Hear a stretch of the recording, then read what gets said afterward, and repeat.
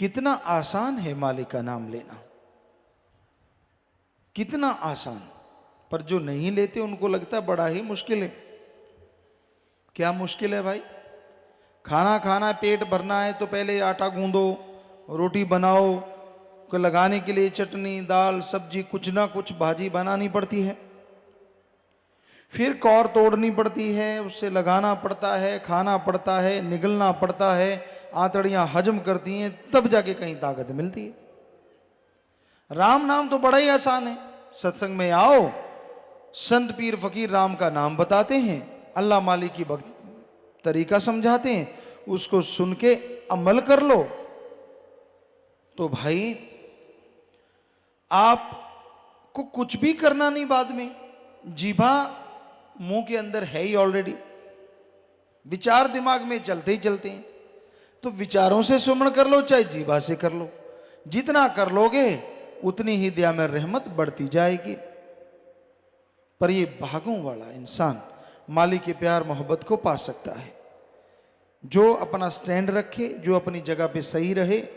क्या पता मालिक अजमा रहा हो, पर हमने देखा है अजमाने की जरूरत नहीं पड़ती, थोड़ा समय गुजरता है, आदमी सब कुछ भूल के फिर से वही, जैसे गधे के ऊपर किसी ने लाल बांध दिए, हीरे जवाहरात बांध दिए, बड़ा सुंदर सजा दिया,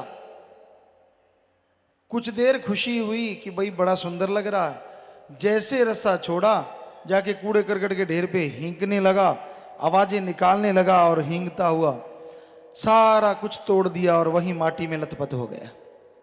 ऐसा ही होता है, मन बड़ा जालिम है। मालिक रहमो करम बख्श देता है, दया में रहमत बख्श देता है, पर यह गधे की तरह फिर से सब कुछ मिट्टी में मिला देता है। कोई परवाह नहीं करता, कोई कायदा कानून नहीं रखता, बस अपनी एक अलग इमेज बना लेता है, उस इमेज के अनुसार इंसान को गुमराह करता रहता है, भरमाता रहता है, तड़फाता रहता है और कहता है तेरी मन मर्जी अगर पूरी हो गई तो सही है, नहीं तो नहीं। ये थोड़ा ही ना होता है। संत पीर फकीर तो मालिक से दुआ मांगते हैं, दुआ करते हैं। अब करने वाला देने वाला अल्लाह वाहिगुरु राम है। जो सुन के अमल कर लेते हैं मालिक उनकी झोलियां अंदर बाहर से लबरेज कर देते हैं, माला माल कर देते हैं। जो सुन के छोड़ देते हैं वो अपने कर्मों का फल भोगते रहते हैं। तो संत पीर फकीर बात वो कहते हैं जो अल्लाह वाहिगुरु राम उनको कहता है, जो अंदर से मालिक ख्याल देता है। सुनो, विचारो और अमल करो तो बेड़ा पार हो जाता है। तो ये बड़ा ही जरूरी है कि आप वचन सुनो, अमल करो और मालिक की दया में रहमत के काबिल बन जाओ। जो जीव सत्संग में आते हैं वही सुनेंगे और जो सुनते हैं अमल भी वही करेंगे। सुना नहीं अमल कैसे, किस बात पे करेगा कोई?